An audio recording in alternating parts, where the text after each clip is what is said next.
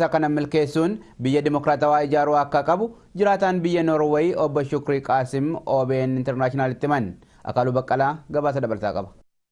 Waqtiin kun Oromoof murteessaadha. Waltumsee fi walobsee jijjiirama kana ceessuu qaba jedhan obbo Shukrii Qaasim turtii OBN International faan toora Skype'n taasisaniin. Walii obsuuf walii tumsuun dirqama maaliif nutti ta'a dura sanraa kaanu? Wanni dirqama nutti ta'uuf Oromoon yeroo dheeraadhaaf bara dheeraaf jaarraa tokko ol sirna gabrummaa nafxanyaatiif sirnoota adda addaa jalatti kufee ture.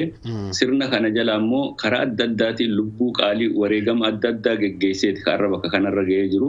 Sadarkaa amma irra ga'ee kanarratti wal mormiif wal diiguu osoo hin ta'in wal jaaruun ka dhufu dura yoo obsa walii qabaanne maaliif obsa walii qabaachuun waan dirqama ta'eef bu'uura qabsoo tanaatiif tokko yoo har'a aangoo Oromoon irra jiru kana irraa kaasnee kabiraa dhufe wareegama kana daran nu kafalchiisu keessatti waan kufnuuf walii obsuun wal dhageeffachuun na walii tumsuun dirqama. Rakkoolee keessaa keenya ni fixanna nuti akkuma karma fedheenu fixachuu ni dandeenya.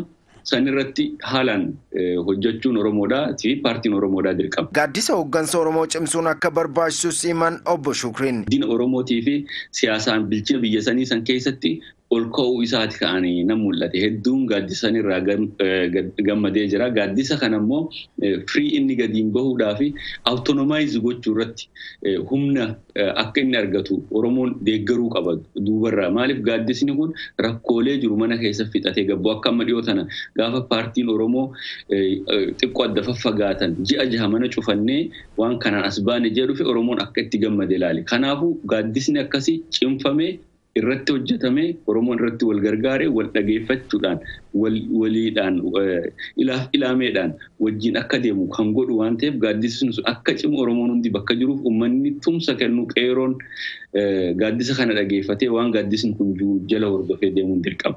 Miidiyaa fi miidiyaa hawaasaan karaa qindaa'een duulli Oromoo fi hooggansa isaa irratti banames karaa qaxxaamuraan aangoo qabachuuf kan kaayyeeffate akka ta'ee fi kana fashaleessuuf hunduu qindoominaan hojjechuu qaba jedhan. Gara fedheen deemee gamanaan deemee wanni inni hojjechaa jiru karaa gabaabaan aangootti dhufuudhaaf kan hojjechaa jiru. Kan ammoo Oromoon jala muree beekuu qaba. Mootummaa isaa tiifachuu qaba. Mootummaan immoo ani aangoo harkaa qabaju karaa itti dhufe aangoo kana akkamiin akka itti dhufe waan keessa beekuuf gaafii Oromoodhaa deebisuu qaba. Madda odeeffannoo adda baasuun dhugummaa isaa mirkaneessuun barbaachisaa akka ta'e siman. Waan Facebook irratti arge hundi dhugaadhaa jedhee uummanni keenya waan Facebook irra arge hundaanii fi waan karaa adda addaa miidiyaan tokko usee haasa'eef dhugaadha jedhee deemuu miti. Miidiyaaleen tokko YouTube akkaawuntii irraa qarshii waan argataniif viyuwaruma barbaachuu jecha sensitiif waan ta'e haasa'e gizee ati kilik gooteef isaaf waan lakkaa'amuuf bifa saniin waan hin tattaane warri dabarsaatu jira. Yoo amma Facebook gubbaa ilaalte warra taa'ee guyyaa sa'a 24 nama arrabsu warra taa'ee waan hin taane jiru jira. Warruma immoo akkasii sa'a isaa kennee waan biyya jaarullee dalagan hedduutu jira. So warroonni immoo tirfii naggada YouTube irraa galii argachuu fi waan tokko barbaadan taa'anii amma miidiyaaleen yoo ilaalte miidiyaaleen warra Habashaa irra guddaan isaanii YouTube waliidhaa waan jiruuf niwusii sensitiif ta'e taayitilii kennee akkuma tikilii gootuuf akka ittiin dhageeffannes waan beekaniif. So waan akkasii sanfaa dhageeffatanii akka namni keenya hin burjaajonneen gorsa. Madda dhugaarraa haga qulqulleeffatu waan tokko jarjaruun hin feesisudha. Dinagdeen biyya keenya utubuufis nuti Oromoonni biyya alaa qindoominaan hojjechaa jirra jedhan obbo Shukriin. Professional warra ta'e addunyaarra jiru daataabeezii tokkoon investimentii biyyaa irrattis waan hedduu akka dalagan amma hojjetamaa jira. Almost amma registration isaa irratti namni hundi imeeliin amma gara kiyyaan nagaheen hawaasaaf gara tokkoon dabarseen jira. Ameerikaarras akkasuma warra Austraaliyaas amshuur dabreefii jira.